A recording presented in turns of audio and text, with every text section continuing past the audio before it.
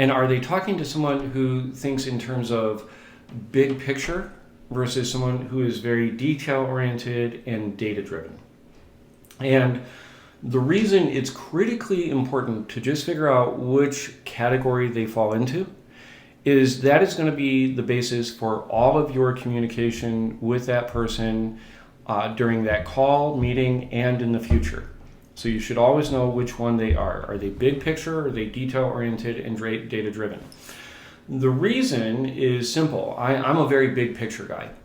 So if you come to me and you start with all the minutia in the details and all the boring shit that I don't really get into right away, you're going to lose me. You know, I'm going to get bored. My attention span isn't going to hang in there long enough for you to get through your pitch, and I'm going to say thank you. I appreciate that. I'll take that under consideration. On the flip side, if I'm calling a tax attorney or an attorney who has, in addition to their law degree, say a Bachelor of Science in Electrical Engineering, the odds are fairly high that that person is very analytical, very data-driven, and very attentive to details. Because if a tax attorney or engineer is not attentive to details, Houston, we have a problem. Yeah, and even if they're not like that at home, we have situational personalities. A lot of people are very different at the office than they are at home. So when I'm calling one of those people, the first thing I do is address the fact that I'm going to provide all the details of what I'm presenting. I might also slow down my rate of tone because to tax attorneys and introverts and stuff, I have to be careful not to sound like the guy who's, hey, have I got the job for you, which is oftentimes how they view people who are very big picture, big personality, fast talking sort of thing.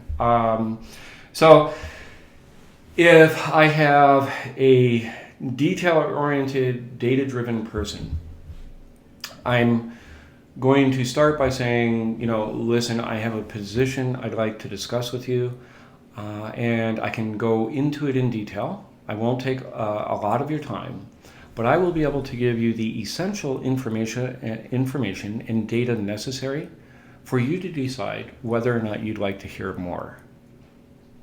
That's a pitch that's going to be very, very effective with one personality type, the type that isn't mine, okay? If I'm talking to a corporate attorney or a sales manager or someone, then I'm going to start out with, hey, look, let me give you the big picture here. The big picture is you could have more money or power or authority or title or control, because when it comes to attorneys, lots of them like money and power and title. Believe it or not, some attorneys have egos. Shocking, I know.